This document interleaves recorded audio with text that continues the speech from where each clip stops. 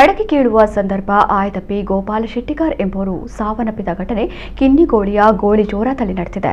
ಶೆಟ್ಟಿಗಾರ್ ಅವರು ಕಿನ್ನಿಗೋಳಿಯ ಬಸ್ಸು ನಿಲ್ದಾಣದಲ್ಲಿ ಫ್ಯಾನ್ಸಿ ಅಂಗಡಿ ಹೊಂದಿದ್ದು ಭಾನುವಾರ ಸಂಜೆ ತಮ್ಮ ಮನೆ ಗೋಳಿಜೋರದಲ್ಲಿ ಮನೆ ಟ್ಯಾರೇಸ್ಗೆ ಹೋಗಿ ಬಿದಿರಿನ ಕೋಲಿನ ಮೂಲಕ ಅಡಕೆ ಕೀಳುವ ಸಂದರ್ಭ ಆಯತಪ್ಪಿ ಕೆಳಗೆ ಬಿದ್ದು ಗಂಭೀರವಾಗಿ ಗಾಯಗೊಂಡಿದ್ದರು. ನಂತರ ಖಾಸಗಿ ಆಸ್ಪತ್ರೆಗೆ ದಾಖಲಿಸಲಾಗಿದ್ದು ಚಿಕಿತ್ಸೆ ಫಲಕಾರಿಯಾಗದೆ ಮೃತಪಟ್ಟಿದ್ದಾರೆ.